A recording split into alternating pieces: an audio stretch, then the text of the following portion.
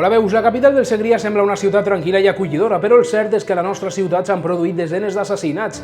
Alguns s'han resolt i d'altres no. Avui fem un repàs als 9 crims sense resoldre a Lleida. 1. El quiosquer de la Mariola. El 28 de juny de 2001, un quiosquer que treballava al barri de la Mariola va morir assassinat després de que li clavessin una vintena de ganivetades. Dos ciutadans d'origen marroquí van ser detinguts com a presumptes autors, però les proves d'ADN els van exculpar i van quedar en llibertat sense càrrecs i mai s'ha trobat els responsables d'aquest assassinat. 2. El crim de la partida de Grenyana. Al novembre de 2004 van tirotejar un home d'etnia gitana en aquesta zona de la ciutat.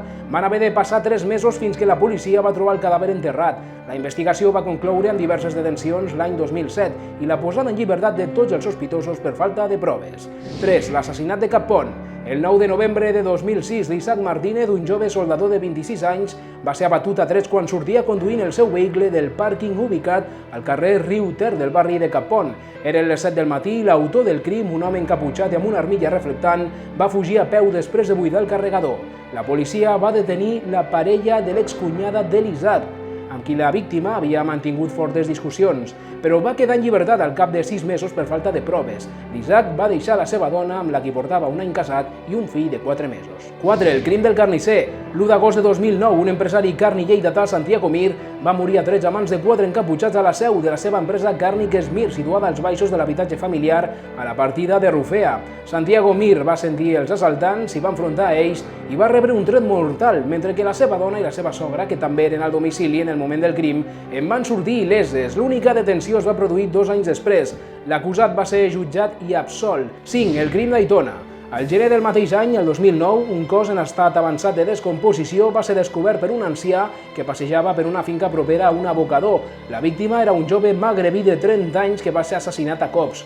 4 compatriotes seus van ser detinguts com a presumptes autors dels fets, però tots ells van ser absolts. 6. El crim dels instituts. El 9 de juny de 2011, el cos sense vida de la Daniela Gabriela va aparèixer morta a les portes d'un institut ubicat al carrer Leandre Cristòfol. Era una prostituta de nacionalitat estrangera d'uns 20 anys que exercia les rotondes dels afores de la ciutat. Mai s'ha trobat a l'assassí. 7. El crim de l'Avinguda Catalunya. L'octubre de 2011, un indigent marroquí de 29 anys va ser assassinat a cops al cap en un pis ocupat a l'Avinguda Catalunya. El jurat popular va declarar no culpable a l'únic detingut en considerar que no existien proves contundents per incriminar-lo, com ara el fet que en la barra de ferro, considerada l'arma del crim, no s'hi trobessin restes de cap tipus. 8. El crim de la zona alta. El 12 de juny de 2015, un metge jubilat de 82 anys va aparèixer mort a la plaça dels Amics de Lleida a plena llum del dia amb ferides d'arma blanca. Es va detenir un noi esquizofrènic a qui la policia també relacionava amb l'apunyalament a un guàrdia civil que va poder salvar la vida uns mesos abans en la mateixa zona. Finalment, el detingut va quedar en llibertat i la causa es va arxivar, ja que 2 informes dels Mossos van donar negatiu en sang als ganivets del sospitós. 9. El crim d'Albatàrrec. El més recent dels crims sense resoldre és l'apunyalament mortal d'un jove de 20 anys i d'origen romanès durant una baralla al camp de futbol d'Albatàrrec. Els fets van passar el 29 de maig de 2016.